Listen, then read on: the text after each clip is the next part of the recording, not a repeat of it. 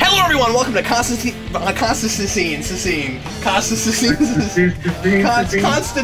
discussions. Today we're going to talk about seceding from the Union and the Constitution of the United States. Alright, here we go. Hello everyone, welcome once again to Constantine discussions. I am Captain Logan. I'm Eric. And today we're going to talk about the most recent episode of Constantine, the second episode. But before that happens, we're going to do a few questions and comments from last week. And Eric, the first one comes from Renwick Davis, who says, I have to mention that Eric is off a little bit on the safe nature of Supernatural. Supernatural since Season 4 has become heavily entrenched in Judeo-Christian religion and has a preacher thing going on since God just left with no explanation and shows no sign of coming back anytime soon. Did you know about all that? No, but I think Season 4 is the season where they brought in all the Angel Riders and Ben Edlund. Well, that makes a lot of... I thought Ben Edlund was even before that. I don't know. I know he's not in Season 1. He comes on later. John Clay. Thematically, Hellblazer fits regardless of the name change. Remember, you were saying Hellblazer as a title doesn't make any sense. He says, think about it. Constantine, through his actions/psychosis, sells off chunks of his soul. He is on a mission, a blazing mission to a thematic and sometimes literal journey to hell. That's fair. Johnny5222, I'm really upset that Lizzie isn't going to be on the show because she is a beautiful actress and was pretty good in the pilot. I felt the same way. And I'm reading people saying that they didn't have enough chemistry together, Liv and Constantine in the first episode, and I thought that it certainly could have really gone places, and I'm still perplexed by why they felt the need to move in their new direction. In this episode, Zed's a psychic, and you can kind of see how Liz would have worked in the show.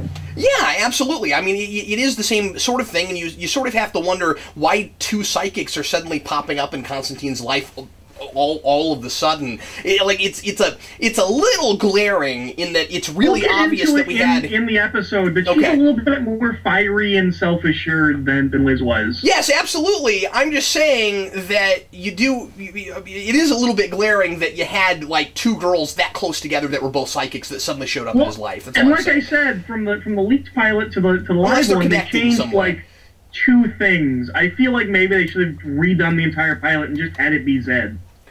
Well, I imagine the problem, of course, is that as far as we can tell, they seem to have made that decision so late in the game that most of the episode was done already. I mean, that's what it looks like, and so like if they had so many special effects done and stuff like that, they probably couldn't have. They probably just couldn't afford to. Right. And I have read some people say that it might have made more sense, if not to start with this one, as you said, like make this a new pilot or something.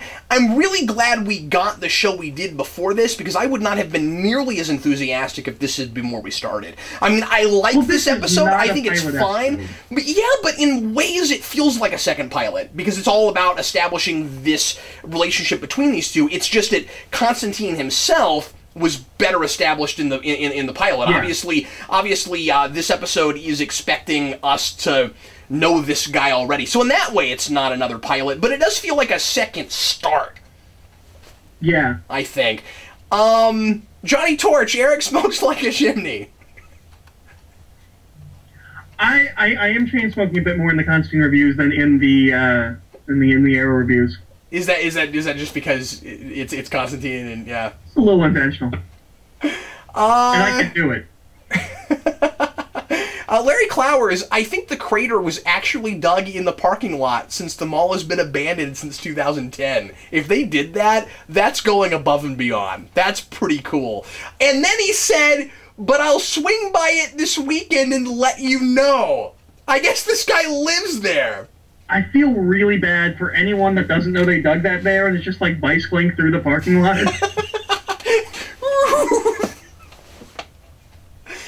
James McCarthy, BBC would not allow smoking, I am sure, and it is unlikely they would be willing to go as dark as the series currently is, so it is better off being produced by an American company. Fair enough.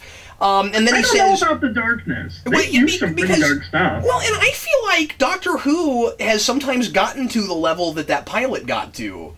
Yeah, absolutely. I mean, maybe it's because the show's tone is more whimsical overall that they're able to do that, but Sherlock gets pretty dark. Yeah. So I would imagine it's more just the occult imagery that they would have a thing with. But then he says, though it is a pity it was set in USA, just because so many shows are, it would be nice to see him travel around. And I mean, he's traveling around the United States. I hope that eventually the show goes overseas. We do seem to be set here probably for at least season 1. Yeah.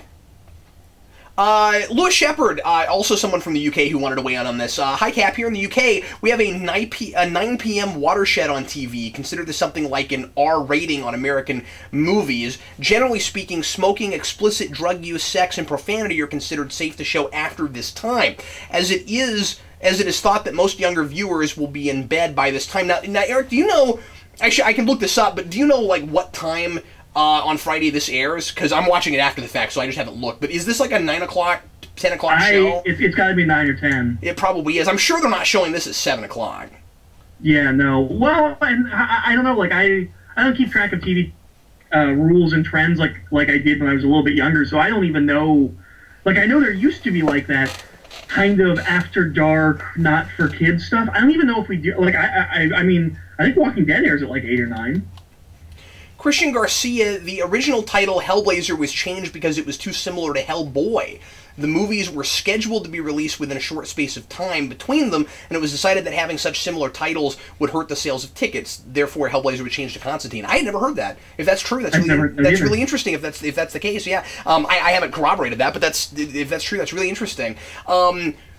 Robin Arts 1, there was also a reference to Pandora's Box. I heard a few people mention that. Obviously, there is some 52 influence.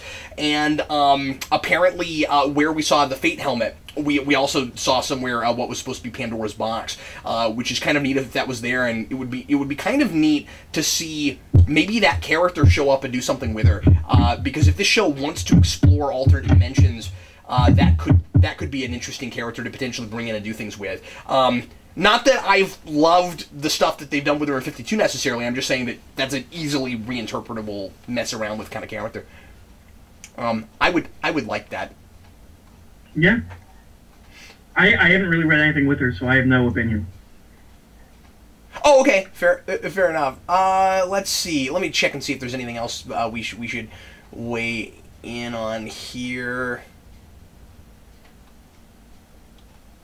Okay, it looks like that's about it, so let's go ahead and go on to today's episode, which is The Darkness Belief, appropriate title. There was a part of me that was hoping after the pilot that somehow or rather every episode title would be in Latin. I was really kind of hoping that, especially because I was a little surprised that the first episode had a title. Being a pilot, most of the time we don't do that. Most of the time, pilots are just called pilots, or just called pilot. And that one we got a Latin title. I was like, oh, I kind of wish they'd gone with that. But then with Flash, I kept hoping that they could keep going with the running or someone moving in kinetic motion thing with titles. And then by their episode 3 or 4, they quit doing that. So anyway, all right. So why don't we just go ahead and get into our general overview? I guess the first obvious place to go to is yay, we got references to smoking, like more so than we did in the pilot. Well, and you know what? The thing about that was I thought it was so naturally done. I'd almost for a split second forgotten he didn't smoke until he put the cigarette away again. Yeah, because he pulls it out, he does the thing, and then he sticks it in his mouth and he puts it away. And I was like, oh, that's right, he's not allowed to smoke. I forgot. Well, and what's Although really... he was going to smoke in a hotel room, and that seemed... I don't think we even have smoking hotel rooms anymore. Maybe it's different state to state. I believe we do. Yeah, I'm pretty sure we do. I have... I've seen hotels that have smoking rooms. I think. Okay. I think. In Florida, we don't have them anymore. But maybe it's been a long time and I just don't remember when it was. Because now that I'm thinking about it, I mean, like, we have ordinance against it in most public places, so I kind of figured that you wouldn't have that, but I'm not sure. I'm not sure. Every hotel I've been to has smoking areas. Pennsylvania might have hotels that have such a thing. I just don't know enough about Pennsylvania. Yeah, I've never stayed in a hotel in Pennsylvania. I've been in the area, but... I think even more so than his picking up the cigarette and about to light it thing, that was kind of nice, is that she draws one of the big famous covers of him smoking, and they displayed that really prominently in that room, and I really appreciated that. I think many of those drawings were famous covers, and you mentioned that last episode. I think in this one I recognized it. Like Sarah and I were watching it, and I said, "Oh, and I've seen that cover, and I've seen that cover," and I thought that was pretty cool. Well, one of them in particular is Hellblazer #1, the one that was in color where his hair's kind of going up. Yeah, that's just Hellblazer #1. There's a picture that's like a bug. That's the demon from the first 2 issues of Hellblazer that he seals inside his friend. Okay. And then there's one where it's like a 4-armed guy with 4 faces. Yeah. Okay, that is from, I want to say like issue 7 or 8. A demon throws together 4 soccer hooligans. And that monster actually busts in on Zed and Constantine having sex. And the way he beats them is that the soccer hooligans are from opposing teams, and he's like, "Oh, you're for Arsenic, and you're for this team," and he makes them like beat itself up. That's awesome. Because I am me, I can't help but look at even though I get what they're doing and they're all famous covers, looking at all that artwork and going, okay, they all look like they're drawn by different artists. Does that mean does that mean anything? You know what I mean? Like obviously, that looked really cool, by the way the smoke just came right into the lens. But I find myself wondering, like, should I read into that at all? Probably not. But no, I think it's just supposed to be like a nod thing, and some of them are clearly touched up so that it looks like, what's the actor's name? It's Matt something, isn't it? You see, I knew it until you said that. Yeah. But some of the artwork is touched up to look more like him. But I'm pretty sure almost all of them they look like just the original artwork, black and white.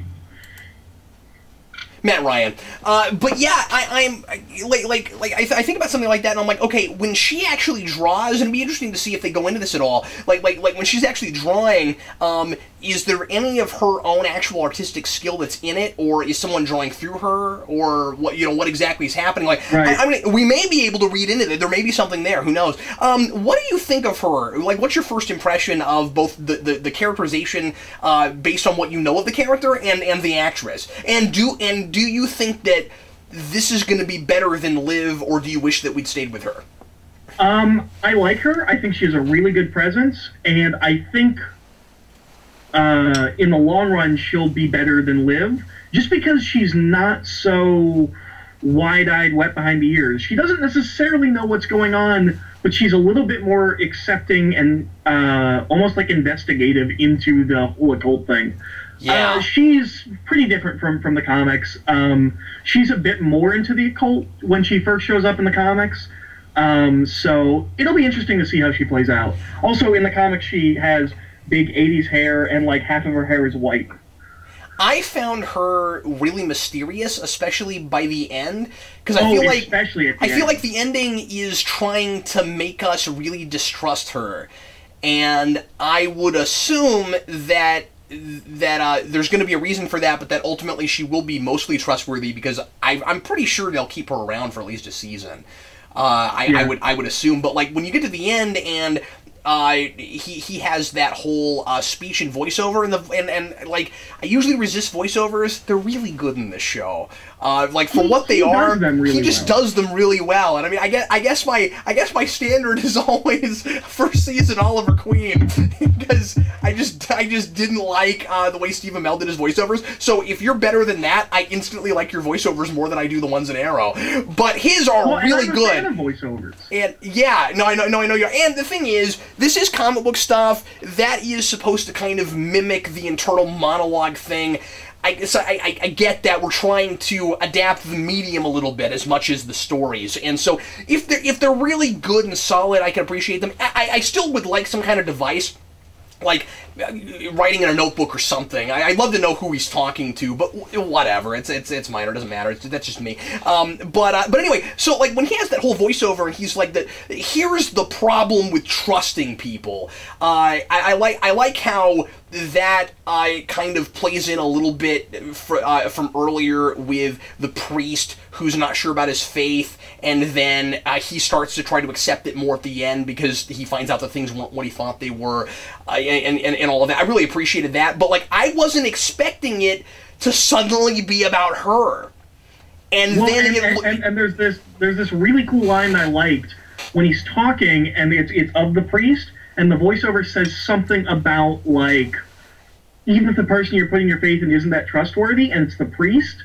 I was like, that's kind of interesting because of how the cosmology of Hellblazer is set up, and angels tend to kind of be pricks in Hellblazer. Well, we've already seen that from the first episode. We were talking about how we can't trust the angel we've seen so far. Yeah. Who I'm glad wasn't in this episode. I was a little worried he'd be like the Basil exposition each episode. John, you need to go here and stop this evil. I'm glad we at least had Chaz for a second to anchor it a little bit, because in a way it almost felt like I could see a person complaining that it almost felt like a different show. I didn't have that. It's not a different show, and it's like the writing is as sharp and of the same caliber. It's the same kind of atmosphere and all of that. And it doesn't miss a beat characterization wise either. No, it doesn't. And he's still absolutely fantastic. This is a pretty by the numbers kind of procedural episode. Before we get to that, I want to go back to Chaz. Go ahead. 55 Chaz. That's fine. Go right ahead. I'm sorry, that was a footnote thing, but you feel free to take that footnote and make it a chapter. Go right ahead. I was bummed that we didn't get to see Chaz because he was so little in the first episode. I feel like 2 episodes in, this should be a major supporting character, and he's kind of gotten sidelined both episodes. I love the reason he can't go there because of a previous adventure that had something to do with knocking a train off the train track. I forgot about that. But here's the problem. Are we going to have to keep making up reasons he can't go around with Constantine? Because is this going to be a running gag where he's like, well, there was a thing with like a Pez dispenser and a nun, and I don't know. I kind of feel like, here's the problem. Remember the gumball incident in Idaho? Here's the problem.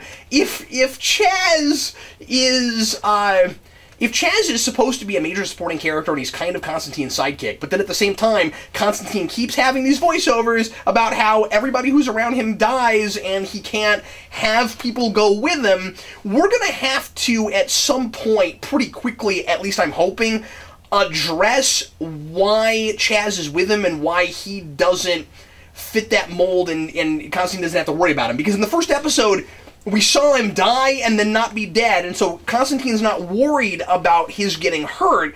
I'm hoping that whatever his power set or whatever it is comes up pretty soon. I want to know. If they do... The show's doing its job, because I want to know.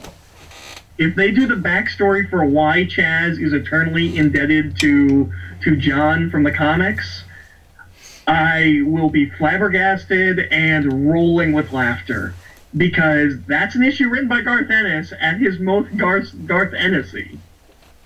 I don't know if I want to know. If the show does it, I kind of want to just see it happen. But one of the things in the comics is that Chaz is the one person who never dies. Yeah. I don't know if he's safe. Are they making that too literal in the show? Because you couldn't immediately tell me last episode what exactly was going on when he got impaled. But yeah, I have no idea. Chaz is just a normal guy. Like I still don't know what's up with that. So in the comics, it's just coincidental. He never gets killed. Yeah, he's just the guy that doesn't get killed. But his wife, because he has a wife in the comics, or at least he gets a wife in the comics. He could get a wife here. Is acutely aware of how everything goes bad for John, and she does not like John. Is she acutely aware and also cute, Eric? No. No, okay. She's rather frumpy. I knew you were going to say that. but getting to experience it was totally worth it. Okay, so let's talk about the actual. Are you done? Can we move off Chaz now? Is that okay with you? Is the chapter? Can we move on to the next chapter now? Okay, cool. So past the Chaz chapter. Past the Chaz chapter now. So Eric, I thought that, as I said, this episode is a little bit procedural. It's trying to build up a big mystery, and I wasn't real surprised by what the ending happened to be, and I found the priest thing to be a pretty obvious red herring. Yeah, well, and when we get the resolution, I felt like there wasn't enough explanation, because when she gets dragged away at the end, we have this very distinct line of, "I'm the victim." Yeah. And I felt like I never really understood why she felt like that. Well, I think we were supposed to get that just simply from her husband's a jerk face at the beginning. Yeah, because you had that typical for everybody else too, and I'm not sure if that's just to cover her tracks or what. Yeah, I wasn't real sure about it either. Because clearly she was able to control them until her husband took her. And she's an idiot for not thinking about the fact that she's using minors, and she just used minors to kill a minor, and so he's going to come after her. Like, although I guess she would have needed Constantine to make that happen, so maybe she wouldn't have any reason to think that it would happen. Well, and there's this whole thing with where, like, there's this implication of, like, kind of like an evil corporation that doesn't care. Yeah. Mm-hmm. Except that all of that is bunk. Like, John's like, you awoken something you didn't mean to. They didn't.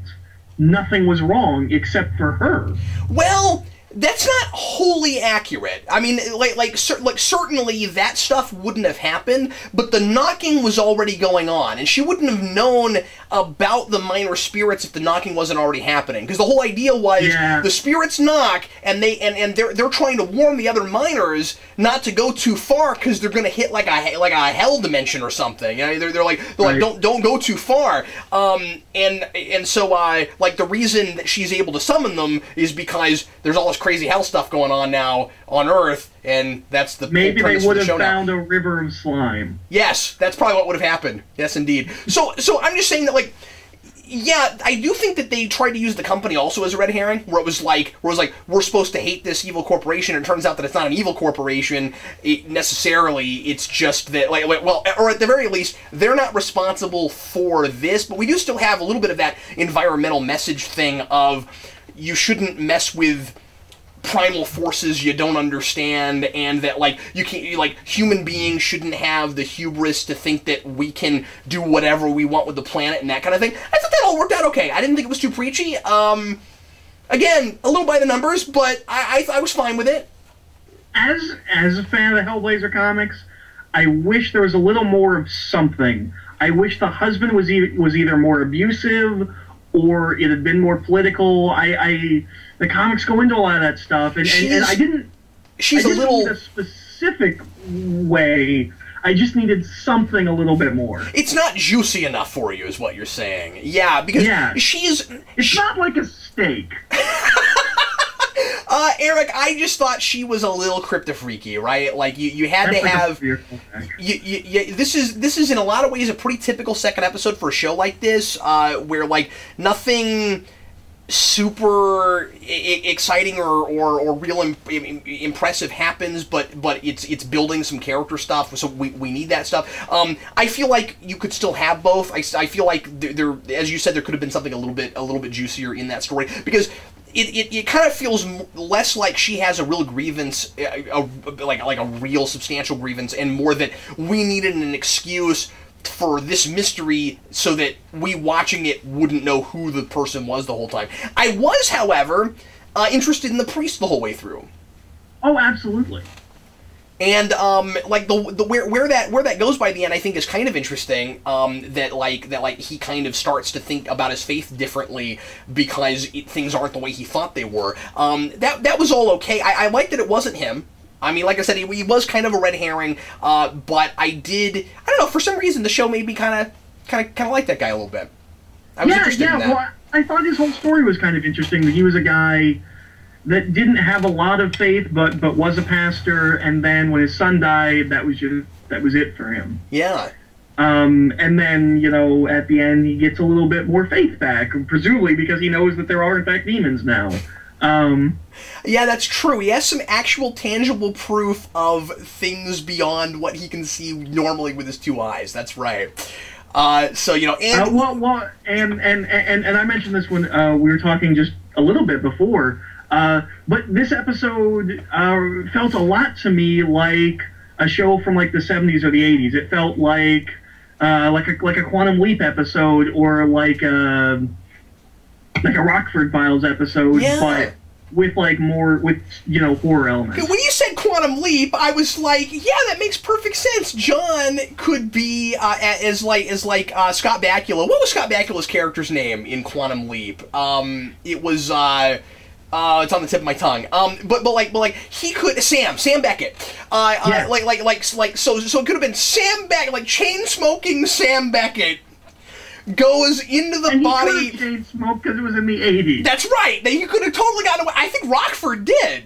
Rockford did. I think he did. Yeah, but anyway, so Rockford Sam Beckett shows up in the body Banner. of Banner, because you're right. There's a little bit of Hulk, and there's a little bit of Incredible Hulk in there too.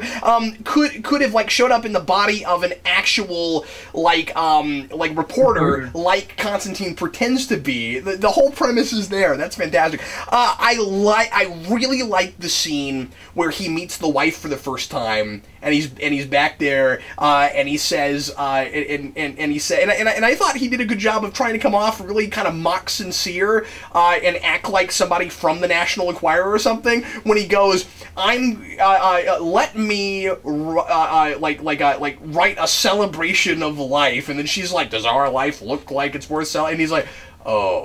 And I don't know, just the way everything that guy does is gold to me, Eric. Like, I find myself reacting to every choice he makes. He reminds me a little bit of Colin Farrell in a couple of scenes. Interesting. And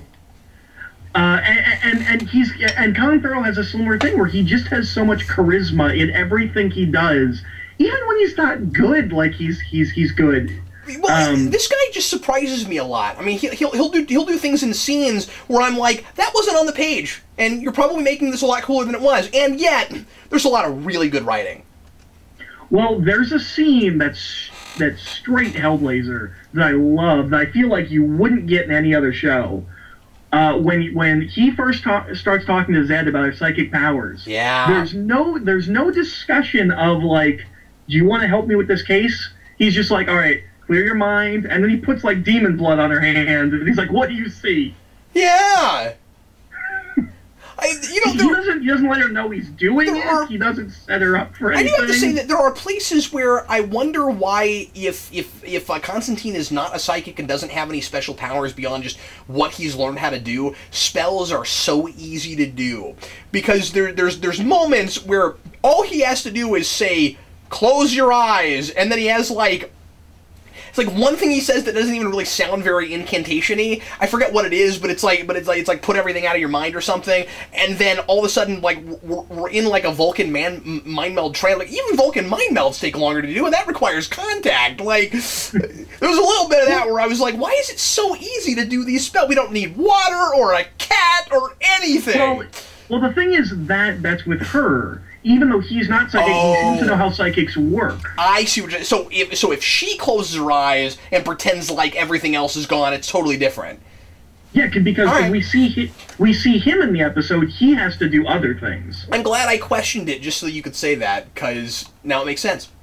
Well, and I have to mention, there's a really great scene when the car is filling up with the mud. I wanted to bring that up. First of all, it looked really cool. I think this, super creepy. Last episode, we asked how could they possibly keep up this budget, and I think this episode we saw that they can do it by not having everything be full blown all the time. Yeah, that's right. Everything still looks really good. They just don't use all their resources every episode. Yeah.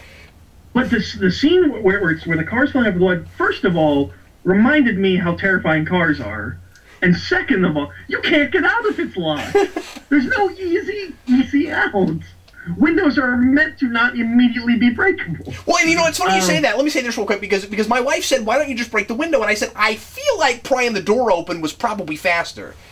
Yeah, but there's hands coming out, and they're grabbing them and strangling. And it reminded me of that scene in Ghostbusters with the chair. Yeah. Which I think is the scariest scene in Ghostbusters. Like, I feel like it's it is still a horror show. Yeah, it is. Well, and you get that with the beginning. I mean, like I said, or like I think I was about to say this earlier and I didn't get to it. At the beginning, you have your very typical, we got to make this guy, her husband, like, really obnoxious and us really not like him at all and make him, like, really two-dimensional. Okay, this guy has, like, no redeeming qualities at all, so that when he dies, we won't mind that we killed him off.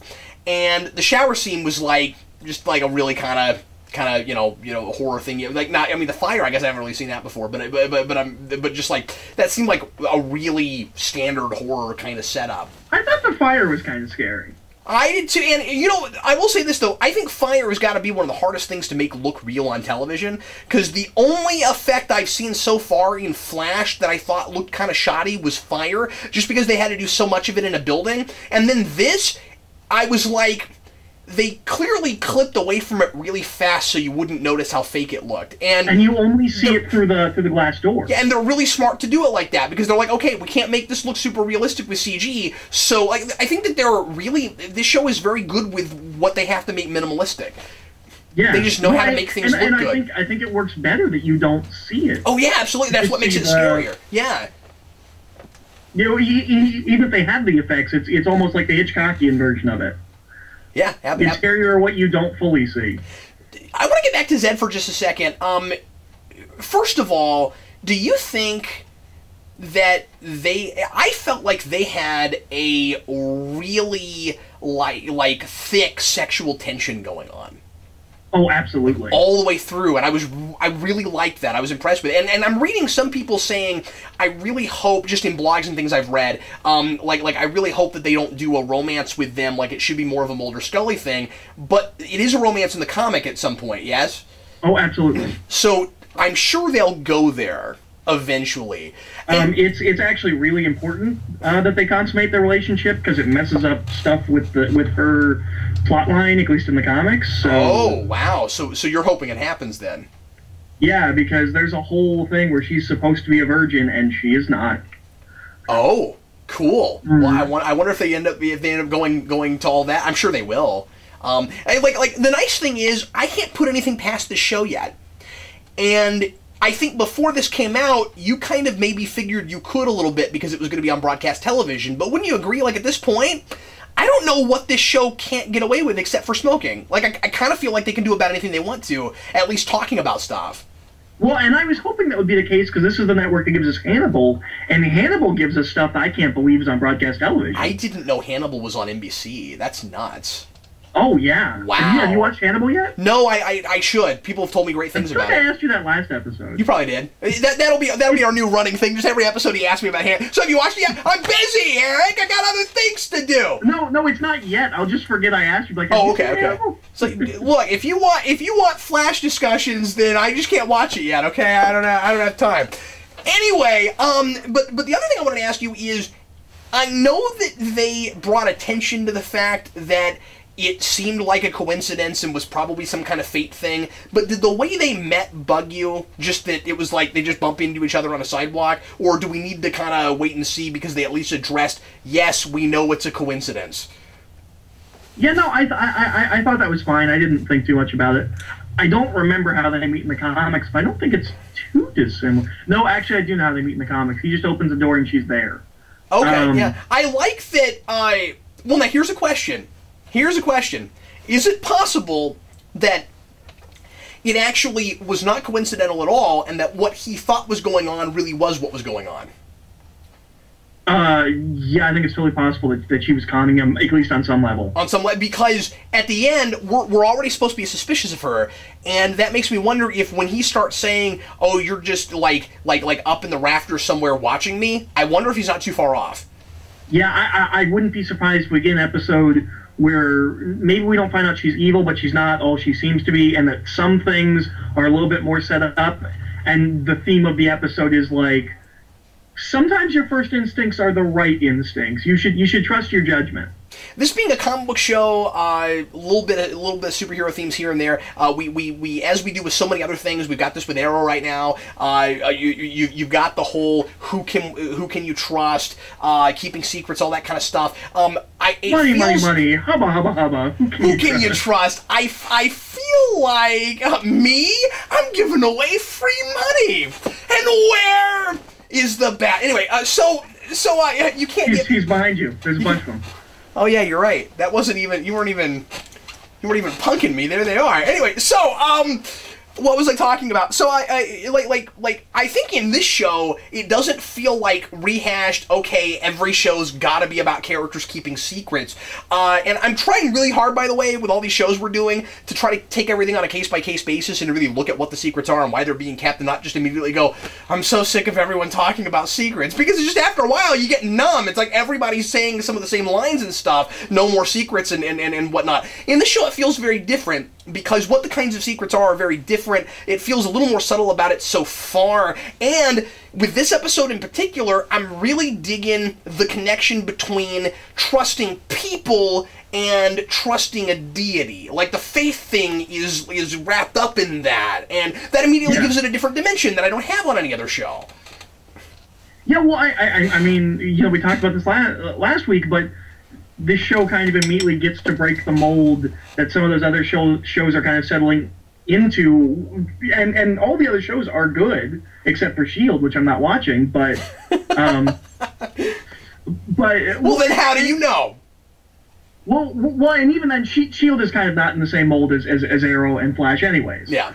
Or even Gotham, but because it's so far away. It's not playing with any of those tropes. It's its own thing. It has its own tropes. Yeah. I mean, you could kind of point to this as being more influenced by, like, noir film. She's very, femme fatale, and, you don't know all the pieces yet, and, that kind of a thing. I think it is less following the superhero tropes. He doesn't have to keep his identity from anybody. Yeah, I mean, and when he does, it's hilarious, because it doesn't work for very long. Eric, unless you have... he is a con man. Unless you have any other major elements you want to talk about, we can go ahead and go into best moment, worst moment. Yeah, sure. What was your favorite moment of the episode, sir? My favorite moment of the episode is one that has the whole thing from the movies, where like, we're not going to explain everything. He's just doing something, and it's magical. When he pours the water on his head and he sees the flashes of the demon, cool. Mm-hmm. That was really cool. I'd never seen anything like that. I thought that was just and he doesn't explain it. He just walks in, he says some magical words, and pours water on his head, and you see the demon through the... It was really cool. And you're right, they're doing a really good job of not insulting the audience by having to, like, hold our hand through stuff like that. I mean, like, I feel like the way this is being plotted, I don't mean episode to episode so much, but just, like, within a scene is the way you'd want to see it cinematically. I was very impressed with that scene for another reason, and once again, minimalism. Some of the coolest stuff in the show is just simple editing tricks, or just knowing... what to show us when. In that scene, after that happens, we see the demon, and then it cuts to, like, Constantine's head or somebody's head. Yeah, I think, because he's the only one in the room at that point, right? It cuts to Constantine's head, and then very quickly, it's a little bit of a jarring cut on purpose, it cuts back to the wall with the painting of the thing, and for a split second, my mind thought I was looking at that same demon again. And that's interesting. That was a really cool moment for me. I was like, I don't know if they did that on purpose, but I had a weird moment where it was almost an optical illusion, and I really dug that. What is your favorite scene? Sorry, my favorite moment, Eric, is John Constantine brings a frozen dinner to a potluck. Yes! I lost it! And I love that he gets rid of the box like it's going to disguise the fact that it's a and then, when he drops it on the table, you hear this.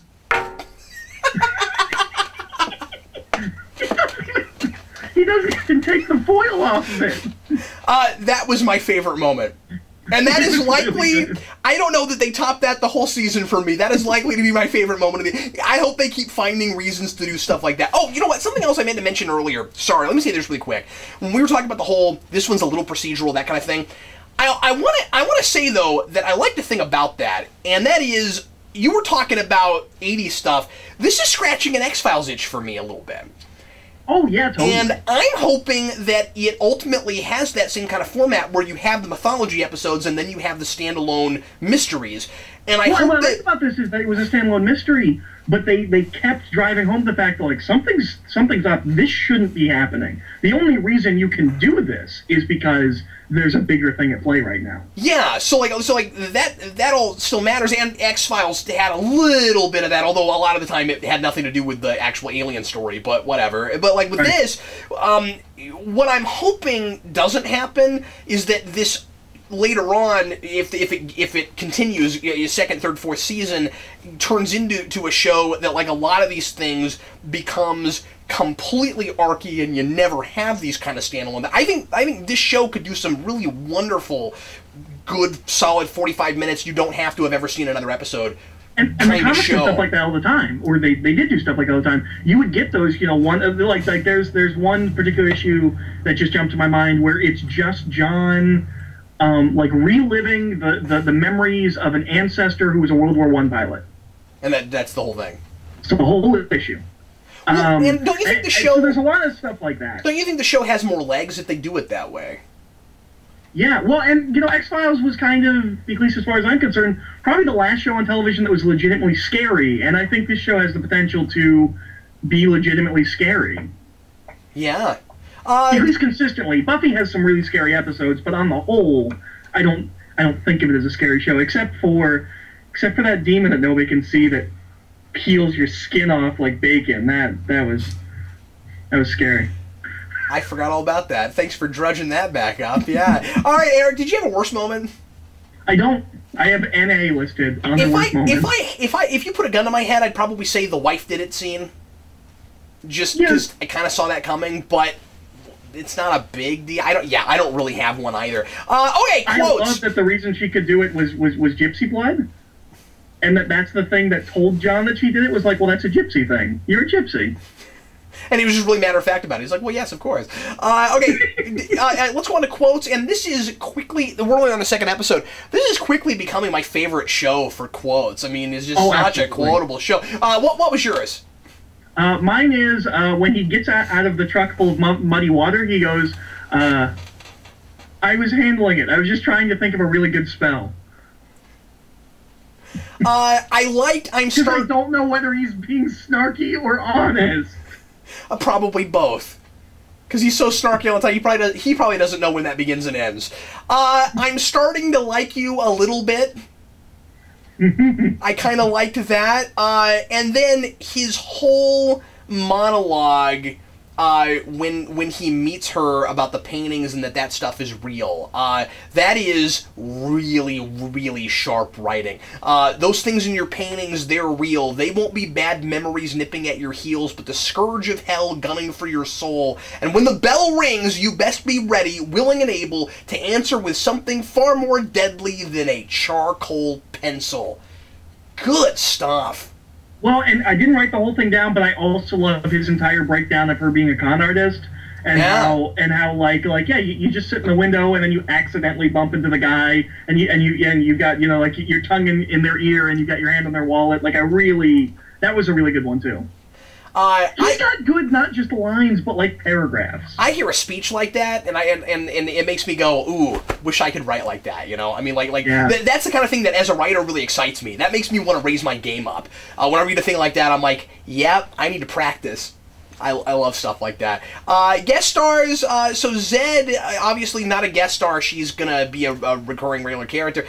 Played by an actress named Angelica Saleya, and she's not been in much yet. I mean, she's been working since '03, but she's mostly done little bit things, and in really small movies. But she was in Dallas for a while, and she was in a movie called Cowboys and Vampires, which I have never heard of. I didn't look up any of the other actual guest stars, did you? No. Okay. Nobody jumped out at me as like, oh, I think I might know them from something. Yeah, I wasn't immediately like, oh, I know that person. Just looking at stuff here. Let's see. Solanus' wife was played by an actress named Leisha Haley.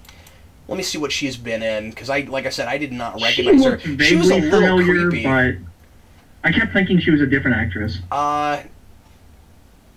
Yeah, nothing I've seen her in. She's done some voices for like American Dad, and then she was in The L Word, and I haven't seen anything. Okay, so let's move on now. Obviously, all the paintings comic book references. Yeah, did you have anything else comic book wise besides Zed? And was there anything about her that was like distinctly that's a comic book thing? No, I should have saved the four-armed, four-faced guy and all the trivia bits I already went through with the paintings. Like, we did that section already. All right. Well, all that leaves now, Eric, for us is our trivia questions. And what was yours from last time? My question last week was when John goes to the doctor for his lung cancer in the first issue of Dangerous Habits, the doctor finds something that's peculiar about John's blood test, and the question is, what is it? And the answer is, it's demon blood. John has demon blood in him, and specifically Nergal's blood, which, if you remember the first episode, Nergal seems to be the big bad of the season.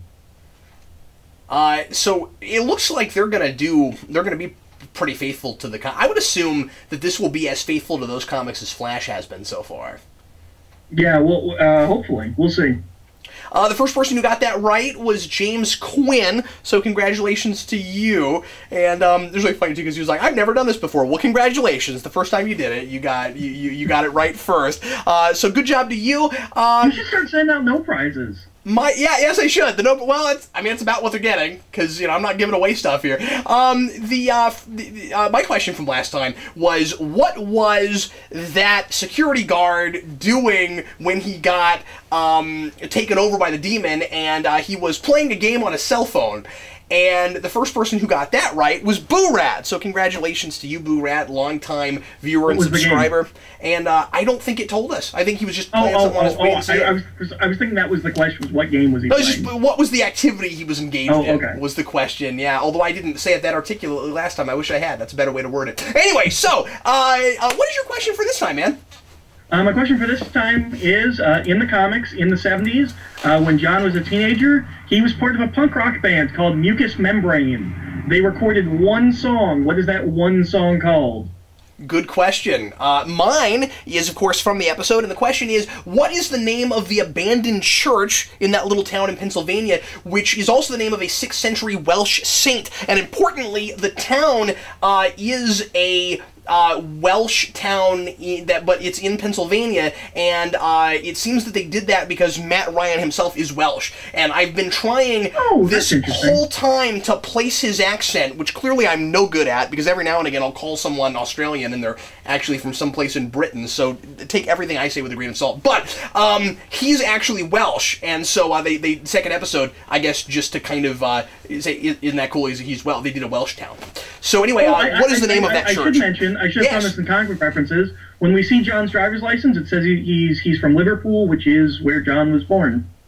Well, there's a comic book reference. Yeah, so that's accurate.